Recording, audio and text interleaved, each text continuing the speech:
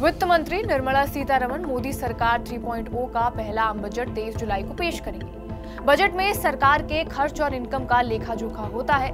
इसमें यह भी बताया जाता है कि किस मंत्रालय को कितने पैसे आवंटित किए जाएंगे। 2023-24 के बजट में सबसे ज्यादा पैसा रेल मंत्रालय को दिया गया था। लेकिन क्या आप जानते हैं कि कुछ सालों पहले तक रेलवे को आम बजट में शामिल ही नहीं किया जाता था। आइए जानते हैं कि किसकी सिफारिश पर रेलवे को यूनियन बजट में मिलाया गया। नमस्कार, मेरा नाम है रिया शर्मा और आप देख रहे हैं टीवी9 डिजिटल।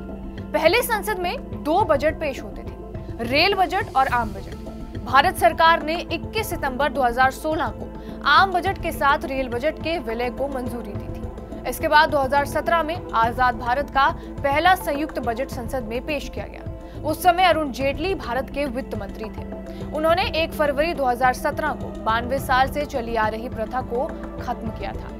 भारत में बजट पेश करने का सिलसिला 160 साल पुराना है। 1857 की क्रांति के बाद हिंदुस्तान पर से ईस्ट इंडिया कंपनी का शासन महारानी विक्टोरिया, जिसे भारत की महारानी घोषित किया गया था, उनके रूप में क्राउन को हस्तांतरित कर दिया गया। साल 1859 में वाइसरॉय लॉर्ड कैनिंग ने स्कॉटिश अर्थशास्त्री जेम्स विल्सन को बतौर वित्त सदस्य नियुक्त किया और विल्सन ने ही 1860 में हिंदुस्तान का पहला बजट ब्रिटिश क्राउन को पेश किया था। इस बजट में रेलवे का लेखा जोखा भी शामिल था। 19वीं शताब्दी में रेलवे यात्रा करने और माल ढोने का एक प्रमुख विकल्प था। उस समय यह अर्थव्यवस्था और समाज के लिए बहुत ज्यादा जरूरी हुआ करती थी। इस बात का अंदाजा इस बात से भी लगाया जा सकता है कि 1924 के आते आते पूरे देश के बजट में रेलवे की हिस्सेदारी 70% तक हो चुकी थी। विलियम एककर्थ के अंडर गठित हुई समिति ने अपनी सिफारिशों में रेल बजट को आम बजट से अलग करने का सुझाव दिया था।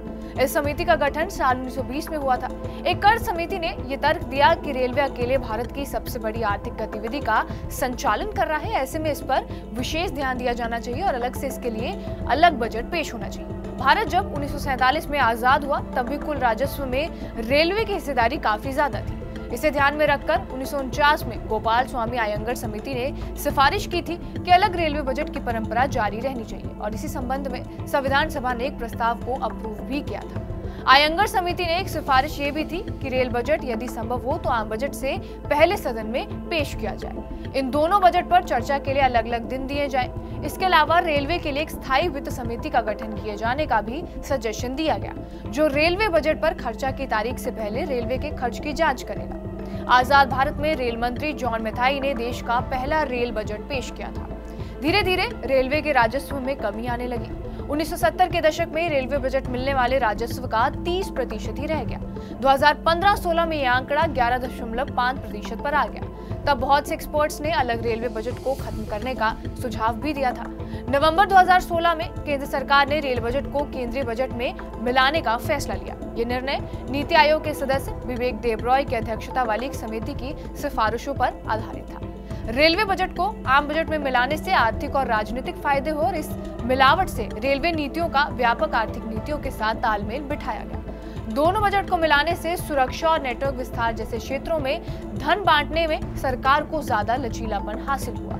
इससे भारतीय रेलवे में बुनियादी ढांचे के विकास की भी गति तेज हुई। बहरहाल, आपका इस वीडियो पर क्या कुछ कहना है हमें कमेंट बॉक्स में जरूर बताएं। बाकी देश और दुनिया की तमाम बड़ी खबरों के लिए बने रहिए हमारे साथ टीवी9 डिजिटल पर।